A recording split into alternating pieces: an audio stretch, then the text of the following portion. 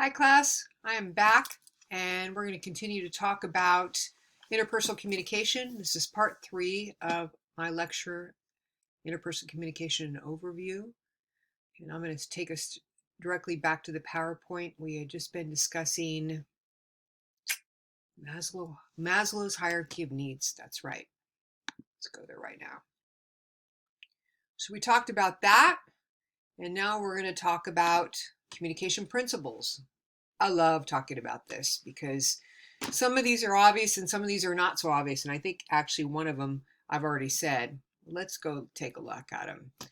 So communication can be intentional or unintentional. What do you think about why do I say that, right? Even with our words, we're sometimes unintentional, right? Maybe we say, we didn't mean that. But it's funny because I would bet most of us say, they probably did mean that. They're just saying that, right? And that's because we are more likely to believe how people act than what they say. Think about that. We're more likely to believe what people do over what people say. Part of that is when we talk about nonverbal communication, part of that is the fact, oh, my cat right here, and she's going to cause problems, is that you can't really lie non-verbally. There's all kinds of tells. I mean, people study that, right? And it's hard to lie. I mean, you think about, like, look at my animal. She is who she is, and she doesn't lie. She's always who she is. They're very non-verbal. And so it can be, you can intentionally or unintentionally communicate something, but it can be both. It's impossible not to communicate. So I told you earlier, you cannot not communicate. We are communicating all the time. It's impossible not to. Communication is unrepeatable. What do I mean by that? Communication is unrepeatable. It means that with each moment, how you communicate something, you can never do that exactly the same way over and over again. Why? Because that moment's past. And so each moment that you might say, it's red, it's red, it's red, it's red, it's red. But even then, it's not the same because a different moment's passed.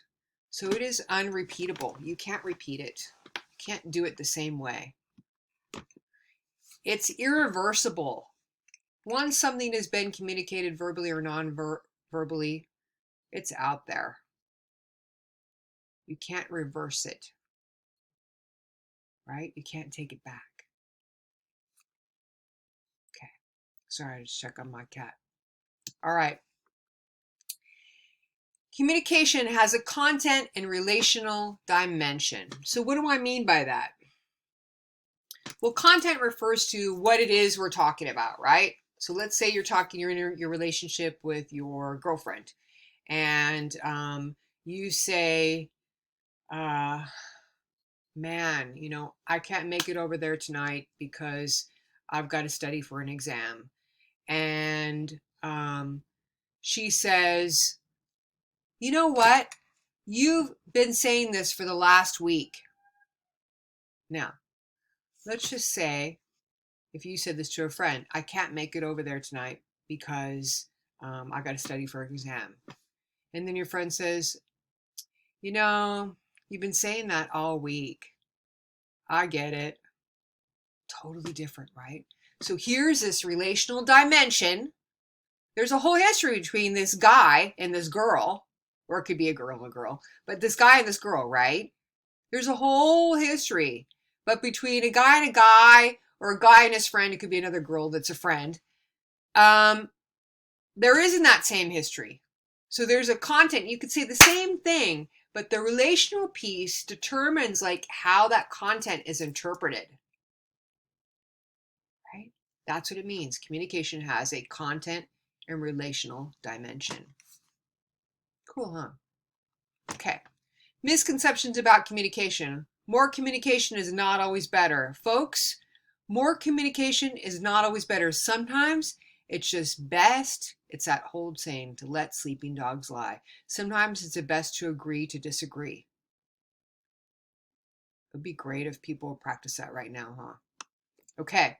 Meanings are not in words. Love this one. This is a misconception that we have, right? We go to words to look them up. What does it mean? We put those meanings in the words. We as humans, we've decided what it means. And one word in one culture could mean the same word could mean something different or have different relationships to things, right? I always think about that idea of, I think it's Alaska Eskimos. They have all these different words for snow, right? Well, it snows there and it's all different ways of snowing, right? If you're from California, you know snow. And maybe if you're a skier, you know ice pack, or I'm not a skier, so I don't know. You have different words. But we put those meanings, right? Even the meanings like, wow, man, that's so dope, right? You know, I would tell students, not so much anymore, but I used to tell students, I go, you know, that word dope used to mean drugs, like dope, like marijuana. And they'd be like, oh, Miss Brennan, you don't know what you're talking about. And I'd be like, true. I mean, I do know what I'm talking about, but this is before your time. But dope didn't mean cool, right? That's so dope, or that's so bad, or I said something. I love muralists, and I saw this really cool mural that they're doing in Fresno, and I said, this is the shit. And I thought about that. When you think about that, that's bad, right? But I didn't mean it like that. I meant this is like the coolest thing ever, right? So meanings are not in words. We put the meaning in those words, what we mean by them. Successful communication doesn't always involve shared understanding. So you can have good communication with someone and you can decide, you might not understand each other. You might think, actually, you might not even know you don't have shared understanding, right? You might not even know that. You might think that everything's cool or you've worked it out, but their understanding and your understanding might be totally different, but you don't even know it. So successful communication, what we define as successful communication, which usually is like feeling in balance with each other or feeling in harmony, right? Usually successful communication. Sometimes successful communication could mean you've made a decision about something, right? Communication will not solve all problems. Unfortunately, it doesn't. Not all problems can be solved with communication. It kind of goes back to more communication is not always better, right? Sometimes things can't be talked out. Some things you have to just let be and just accept, right? That's what you have to do. All right. Interpersonal communication from a qualitative perspective. What do I mean by that? So interpersonal relationships, qualitative means like the study of not of like the form of quantitative refers to numbers. Qualitative is really looking at relationships between things. Okay. So in interpersonal relationships, they're characterized by unique roles and rules. Okay. In a relational culture, we have roles with each other. I just talked about that, right? The boyfriend and the girlfriend, and their same words could be said, but a friend to a friend, different rules apply, different expectations, right? As soon as we're in an intimate relationship, our expectations go up, our needs go up.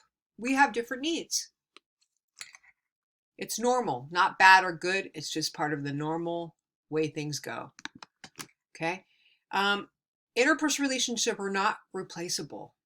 Contrary to what maybe you've been told by partners that have broken up with you, that you're replaceable. You're not. The kind of relationship that you have with the person you're with now, or the person you're going to be with in the future, the person you were with in the past, there'll be no other relationship like that for a lot of different reasons. The same reason why communication is irreversible, right? Or you can't do it again. It's not repeatable. It's that this time and place during this time in our lives when we meet someone is irreplaceable. It can't be done again. You can't get someone else in there. You're unique. The experience between you is unique. Interdependence. Interdependence means you rely on each other. that together you make something bigger than the whole. In interpersonal relationships, you do. Interpersonal relationships are characterized by disclosure. We're going to study like different theories about disclosure, which I think are really interesting. But it's characterized by us sharing, right? That's how a relationship develops. We share our feelings. We share what's going on. We share our life experiences. We tell stuff to other people.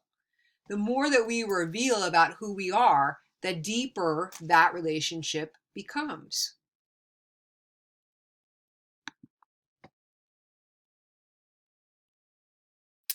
Okay. Communication has what we call intrinsic rewards.